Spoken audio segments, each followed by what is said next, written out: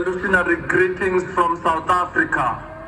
I address you today as a free man because of generations of Scottish anti-apartheid activists who defied the forces of global imperialism and protested against the apartheid regime in South Africa.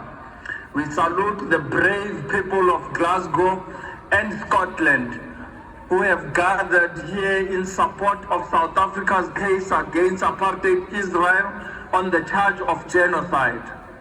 This is a historic act which is equal to that of yours when you stood side by side in support of our South Africa's struggle for freedom.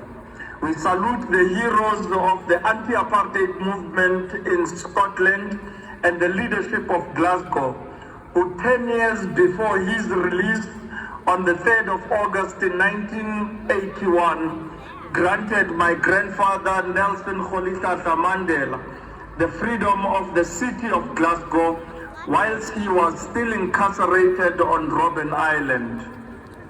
It is an act that made him immensely proud and provided the much needed motivation and inspiration in the darkest hour of his incarceration and critical junction in our struggle for liberation. Comrades and friends, I am proud of all of you who are gathered here at the Nelson Mandela Place today.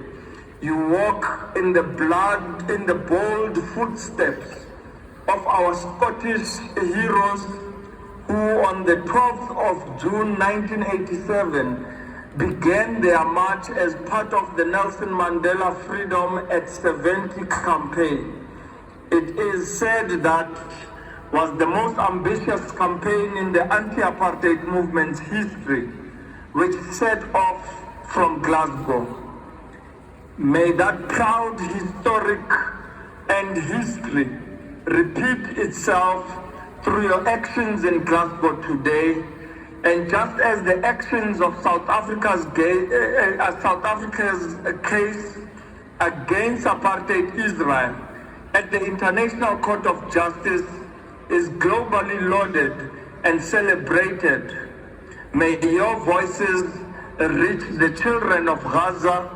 May your actions embolden the Palestinian resistance to carry on the struggle against occupation and against the genocide.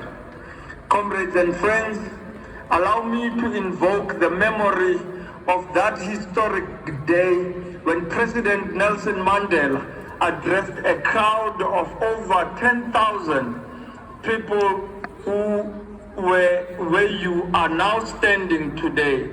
He thanked the citizens of Glasgow for their stand against apartheid and said the following, I quote, "While we were physically denied our freedom in the country of our birth, a city 6,000 miles away and as renowned as Glasgow, refused to accept the legitimacy of the apartheid system and declared us to be free," close quote.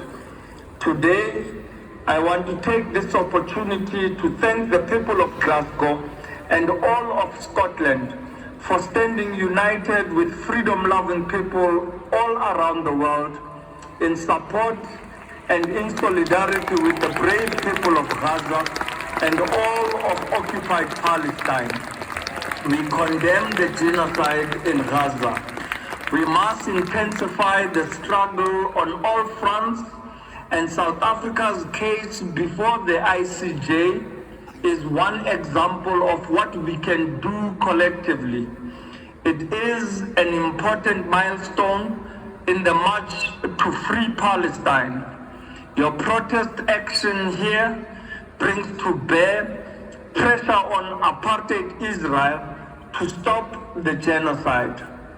We therefore call on all parliamentarians around the world to pass a motion in supporting the case at the ICJ and say to the world, we will not stand by silently whilst a genocide unfolds in front of our eyes. We call on all workers, students, academics, sports persons, civil society formations, faith-based organizations in Glasgow, all of Scotland, and all around the world to picket and protest and condemn the genocide. We call on all activists in Glasgow and Scotland to intensify the boycott, divestment and sanctions campaign and isolate the murderers of Palestinian babies, children, women, the elderly and innocent civilians. We must cut the umbilical cord that feeds and sustains the occupation and the genocide. Comrades and friends, we stand by the right of the Palestinians to resist occupation under international law, and we condemn any attempt to silence the voices of those who protest against genocide, crimes against humanity, war crimes, and crimes under the Genocide Convention. Comrades and friends, you stood by us when apartheid South Africa banned our organizations, violently disrupted our protests, incarcerated our leaders, and even assassinated our activists. Today, I am duty-bound to stand with my brother and fellow revolutionary Mick Napier, who has been charged with the support for a prescribed organization under the Terrorism Act of 2000 for supporting the Palestinian right to resist apartheid Israel. I want to say this to Mick. My grandfather was classified as a terrorist for fighting the heinous apartheid regime. He remained on that list throughout his years as a democratically elected first black president of the Republic of South Africa, and it was only revoked in 2008. Mick, continue in the brave footsteps of our Scottish heroes of the anti-apartheid movement, such as Phil and Kathy Feeling, who were instrumental in our own march to freedom. We will not be silenced whilst apartheid Israel perpetrates atrocities amounting to genocide committed against civilians, population of Gaza, including preventing food, water, medicine, and fuel from entering Gaza, to deliberately blanket bombing of residential buildings, schools, mosques and churches, ambulances and hospitals, target assassinations of journalists, medical staffs, humanitarian and UN personnel. Comrades and friends, we say enough is enough. Apartheid must fall. Enough is enough. Apartheid Israel must stop the genocide now. Enough is enough. Apartheid Israel must be charged for genocide. Enough is enough. Netanyahu and his cabinet of war criminals must be charged and arrested for their expressed genocidal intent. Long live the fighting spirit of Mick Napier.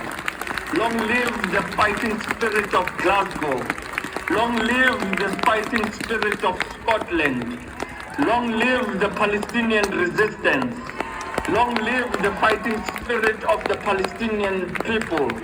Comrades and friends, I want to take this opportunity to thank you for inviting me to express these words of gratitude, and we salute you for your efforts in waging the fight to realize a free Palestine in our lifetime. I thank you.